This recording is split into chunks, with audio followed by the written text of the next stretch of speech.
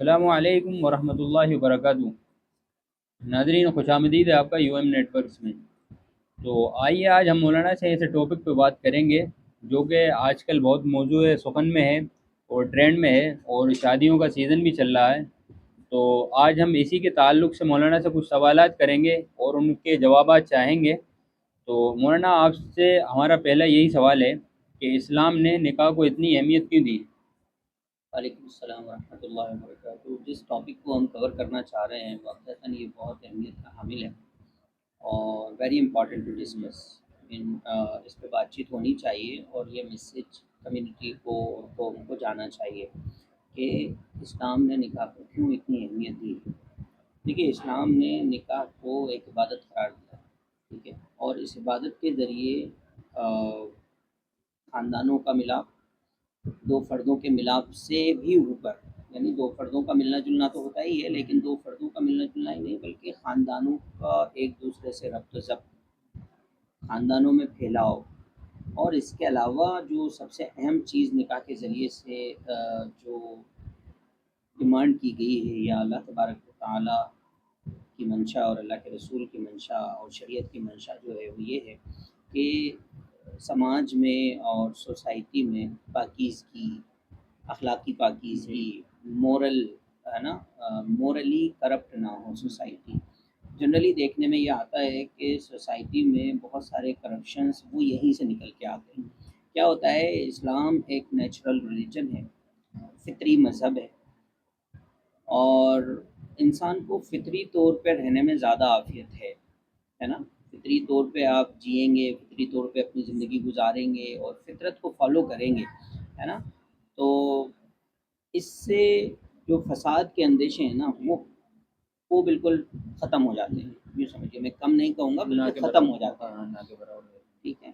تو فطری زندگی، تو یہ جو نکاح کا جو عمل ہے اس کو اسلام نے ایک عبادت قرار دیا، اور ظاہر سی بات ہے کہ جب عبادت قرار دے دیا تو اس کا ایک طریقہ کار پورا بتایا گیا کہ اس پروسیجر سے ہم جائیں گے اور اس طریقہ کار سے ہم کو نکاح کرنا ہے۔ اس کی کنڈیشنز بتائی گئی، کس طرح کا نکاح کرنا ہے، کس طرح کی چیزوں کا خیال رکھنا ہے۔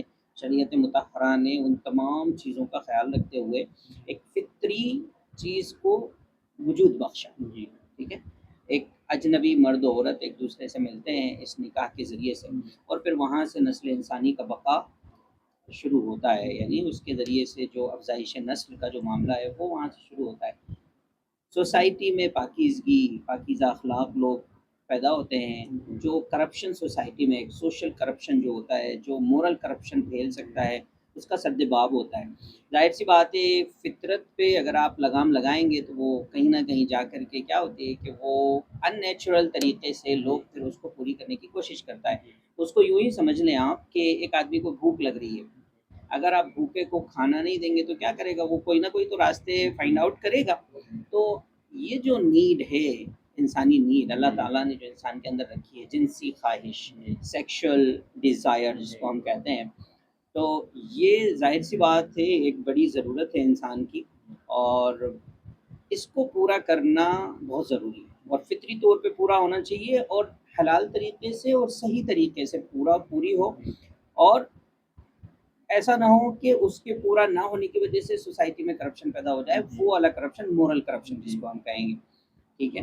تو مورل کرپشن کا سدباب یہاں سے ہو جاتا ہے جب ہم اس ضرورت کو صحیح طریقے سے، حلال طریقے سے، اور اسلام نے جو جائز طریقے بتائے ہیں اس طریقے سے ہم اس کو پورا کرتے ہیں۔ تو آپ سے دوسرا سوال ہمارا یہ ہے، کیا شادی صرف سماجی رسم ہے یا اس کے ذریعے کوئی عبادت بھی وجود میں آتی ہے شادی کے ذریعے؟ نہیں، ظاہر سی بات ہے، جیسا میں نے کہا کہ پہلے سوال کے جواب میں ہی کہ اسلام نے اس کو ایک عبادت قرار دیا، باضابطہ خطبہ ہوتا ہے اس میں۔ دیکھیے، جب نکاح کا عمل وجود میں آتا ہے، نکاح کا عمل ہو رہا ہوتا ہے تو اس میں خطبہ ہے، تو ایک مستقل عبادت قرار دیا ہے اسلام نے۔ اور ایک یہ جس سماجی رسم نہیں ہے کہ ایک سوسائٹی کا کوئی پریشر ہے اور اس کو کر لینا چاہیے، ہے نا، ایسا کچھ نہیں ہے، بلکہ اس کو ایک عبادت قرار دیا ہے، تو اس کو عبادت کے طریقے سے ہی کرنے میں عافیت ہے نا۔ جیسے ہم دوسری عبادت کو انجام دیتے ہیں، اب اس عبادت میں جو چیزیں اللہ اور اللہ کے رسول نے بتا دی ہیں، ہم اس عبادت کو اگر اس پرٹیکولر پروسیجر میں کریں گے، صحیح طریقے سے انجام دیں گے، تو اس عبادت کے امپیکٹس بھی صحیح ہوں گے، اس کا نتیجہ ہمیں ملے گا. اور اگر اس کو ہم نے غلط طریقے سے کیا یا سماج اور سوشل پریشر کے نتیجے میں کچھ ایسی چیزیں بھی اس میں ہم نے شامل کر دی جو نہیں ہونی چاہیے، تو ظاہر سی بات ہے اس کے جو برے اثرات ہیں، نیگیٹو امپیکٹس ہیں، بیڈ افیکٹس ہیں، وہ سوسائٹی میں بھی پڑیں گے. اور جو کپل ہیں جن کی شادی ہو رہی ہے یا جن نکاح میں جو لوگ آنے والے ہیں، ان پہ بھی ظاہر سی بات ہے اثرات ہوں گے، کیونکہ شریعت مطہرہ جو بھی چیزوں کو انجام دیتی ہے اور جو چیزیں بتاتی ہے وہ اللہ اور اللہ کے رسول کے طریقے سے ہٹ کے نہیں ہو سکتی. اگر ہٹ رہے ہیں تو وہاں نقصانات کے علاوہ فائدے نہیں ہو سکتے. یہ ہماری اور ایک انسانی ازمپشن ہے، یوں سمجھیے کہ ہیومن ازمپشن، میری کچھ خرد برد اس میں ہونا ضروری ہے نا. وہ جب خرد برد کرتا ہے نا تو پھر وہ نیچرل جو سسٹم اللہ تبارک و تعالیٰ نے بنایا ہے اس میں پھر فساد پیدا ہوتا ہے. اور جب فساد پیدا ہوتا ہے تو پھر کیا ہوتا ہے کہ ڈس بیلنس ہوتی ہیں چیزیں. اسی طرح شادی تو ایک سماجی رسم نہیں ہے، اس کو ایک عبادت قرار دیا گیا ہے، اور اس عبادت کو عبادت کے طریقے سے انجام دیں. اور جیسا میں نے کہا کہ عبادت کو اس پرٹیکولر طریقے سے اگر ہم انجام دیں گے، اطیع اللہ و اطیع الرسول کے تحت ہم انجام دیں گے، اس کے اثرات بھی اچھے مرتب ہوں گے. اچھی نسل پیدا ہوگی، اچھی نسل پروان چڑھے گی، اچھا معاشرہ پروان چڑھے گا، مورل کرپشن ختم ہوگا. جو ہو رہا ہے جنرلی ہم دیکھنے میں آتا ہے وقت پہ شادی نہ ہونا یا اور بہت ساری رسومات کی وجہ سے، تو یہ تمام تر چیزیں وہاں سے وجود میں آئیں گی اگر ہم نے اس کو عبادت سمجھا اور عبادت کے طریقے سے اس کو انجام دیا. اچھا مولانا، اسی کے ضمن میں ایک سوال اور آتا ہے کہ ہم نکاح کو آسان اور زنا کو مشکل کیسے بنائیں؟ نکاح آسان مطلب کریں بالکل، اور اس کو، اور نکاح مطلب زنا کیونکہ عام ہے بہت زیادہ آج کل، تو زنا کو مشکل کیسے بنائیں؟ دیکھیے، جیسا میں بار بار کہہ رہا ہوں، ایک بار اور ریپیٹ کر دوں کہ نیچرل سسٹم میں آپ کو رہنا ہے. یہ پوری کی پوری جڑ جو ہے نا وہاں سے نکل کے آتی ہے. آپ اگر نیچرل سسٹم پہ رہیں گے تو تمام چیزیں نیچرل چلتی رہیں گی. جب نیچرل سب چیزیں چلتی ہیں نا تو تمام تر جو پروسیجر ہیں وہ بھی نیچرل ہوں گے اور وقت پہ ہوں گے. میں یہ نہیں کہوں گا کہ 15 سال کا لڑکا ہو گیا، اب اسلام نے جو کہا ہے کہ لڑکا لڑکی بالغ ہو جائیں ان کے لیے بہتر رشتہ تلاش کرو اور ان کو نکاح کے بندھن میں باندھو، یہ اسلام نے کہا ہے.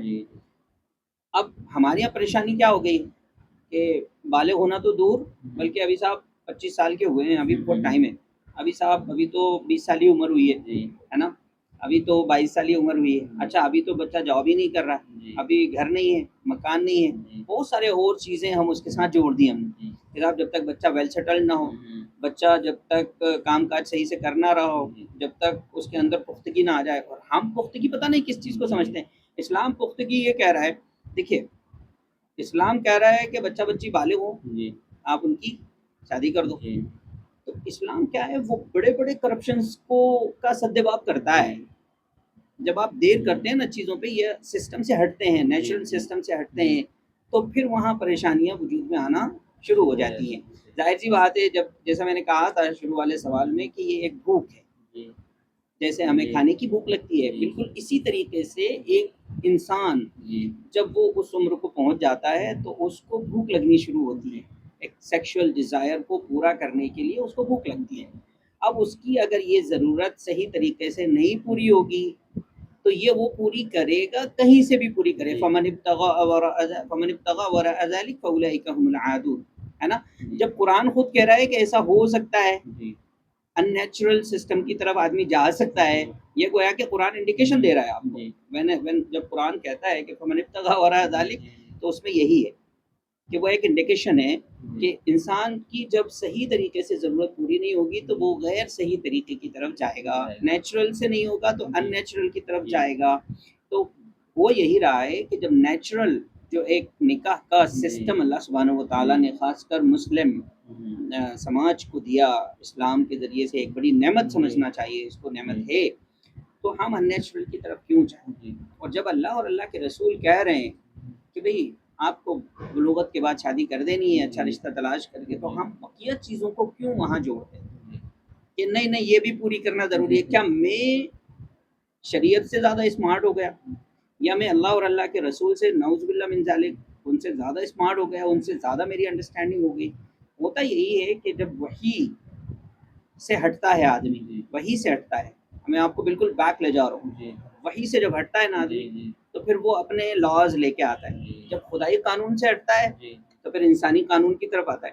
اور انسانی قانون جو ہے نا وہ مین میڈ لاز ہیں. اس میں فلکچویشن بہت زیادہ ہے. فلکچویشن ہے, ہمیشہ صحیح نہیں ہو سکتا. آپ کی جو رائے ہے وہ ضروری نہیں کہ میری بھی رائے ہو. میری بھی رائے. جو میری رائے ہے وہ تھرڈ پرسن کی رائے ہے, وہ ضروری نہیں ہو سکتی. آج آپ نے ایک سسٹم بنایا, میں نے کہا نہیں نہیں اس سسٹم میں یہ ڈیفیکٹس ہیں. کل کسی تیسرے بندے نے ایک سسٹم بنایا, انہوں نے کہا کہ نہیں نہیں سر اس میں تو دس از رانگ, جی not applicable to all the human being. اور جو خدائی قانون ہوتا ہے نا that is fit for all the humans, G for all the generations, for all the time, ہے نا. یہ فٹ انف ہوتا ہے, اس میں تبدیلی نہیں ہوتی, ہے نا. تو کیونکہ خدا نے دنیا اور کائنات کو بنایا, ایسی بات انسان کو ہمیں بنایا, انسانی مشین کو بنایا, تو انسانی مشین کے لیے جو مشین تیار کرتا ہے وہی اس کا سسٹم بھی تیار کرتا ہے نا. ایسا تو نہیں ہوگا کہ پروڈکٹ میں تیار کروں اور اس کے بائی لاز آپ تیار کرو, آپ کہو کہ نہیں قانون میں بناؤں گا اس کا. تو یہ بالکل ایسا ہی ہو جاتا ہے بیسیکلی. جب ہم اللہ تبارک و تعالیٰ کی مخلوق ہیں اور اللہ نے ہمیں اشرف المخلوقات بنایا ہے, وَلَقَدْ كَرَّمْنَا بَنِي آدم, تو ہمیں جو ہے کہ اللہ سبحانہ و تعالیٰ کے بنائے ہوئے قوانین جو ہیں, جو شریعت مطہرہ ہم سے کہتی ہے, جس طرح کہتی ہے, جو کہتی ہے وہ جس طرح کہتی ہے, اس کو اسی طرح کرنے میں عافیت ہے.